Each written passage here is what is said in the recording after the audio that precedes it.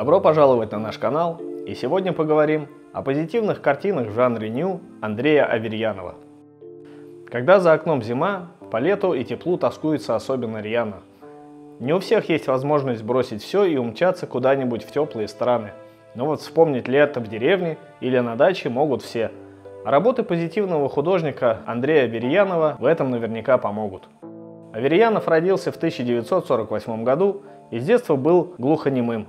Это, безусловно, сказалось на его восприятии мира, и желание увидеть красоту стали преобладающим.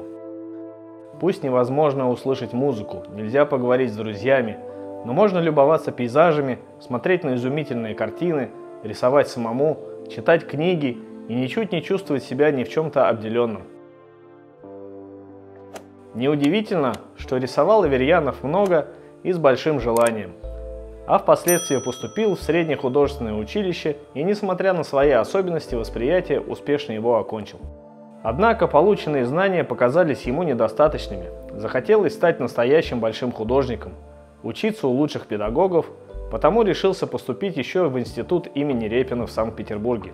Его он окончил с отличием, и это была честная оценка, а не вымученная, снисходительная «ну, человек ничего не слышит, нужно же как-то войти в положение». Так-то талантом Аверьянов явно не обделен, и нужно было просто найти ему должное применение, чтобы годы учебы не прошли впустую. Первая персональная выставка художника еще в конце 1970-х с успехом прошла в Рязани, а после учебы в институте, который он закончил в 1985 году, Аверьянов дорос и до выставок в Москве. Правда, времена изменились, соцреализм, который так настойчиво преподавали в институте, уже стал никому не нужен и не интересен, а лихие 90-е определяли новые требования к живописи. С другой стороны, можно было писать не как положено, а как хочется, отражать на холсте свои искренние мысли и чувства, не забывая при этом и о рыночной конъюнктуре, поскольку элегантность на хлеб не намажешь, а творчество и в те суровые годы должно было быть востребованным. Аверьянову удалось совместить личные пристрастия и востребованность на рынке. Он стал писать картины в стиле примитивизма, в котором работают Губарев, Джерих и многие другие примитивисты, однако ему удалось выработать собственное художественное видение, и картины Аверьянова не спутаешь ни с каким другим. Посвящены они русским женщинам, совершенно обычным, которых можно увидеть в любой деревне или летом на даче. И жизнь они ведут спокойную и размеренную, ходят в баню, загорают на пляже, ведут задушевные разговоры с подругами, ездят на велосипеды за продуктами до ближайшего магазина, который может находиться за несколько километров. Аверьянову удалось с удивительной точностью отобразить обычный дачный быт. А стиль примитивизма позволяет не заостряться на ненужных мелких деталях, сосредоточиться на главном – ощущение спокойствия, основательности и нехитрой радости деревенской жизни летом, когда хочется выбраться из душного города и пожить поближе к природе, пусть даже без всяких удобств. Однако этих дам суровые условия жизни не пугают. Чувствуется, что они не изнеженные рублевские красавицы, привыкшие ко всему, да и далеко не все из них напоминают моделей. Зато в их максимальной приближенности к народу сомневаться не приходится. Но при этом Аверьянов относится к женщинам на своих картинах с искренней симпатией, не пытается выставить их в невыгодном свете, чувствуется, что есть в них и интеллигентность, и доброта, а деревенская действительность совсем не напоминает мрачные картины Василия Шульженко. Многие картины Аверьянова посвящены детям и подросткам, а своей естественностью напоминают зарисовки из жизни, увиденные самим художником. Возможно, он рисовал своих детей или племянников, то есть получается уже практически семейный портрет.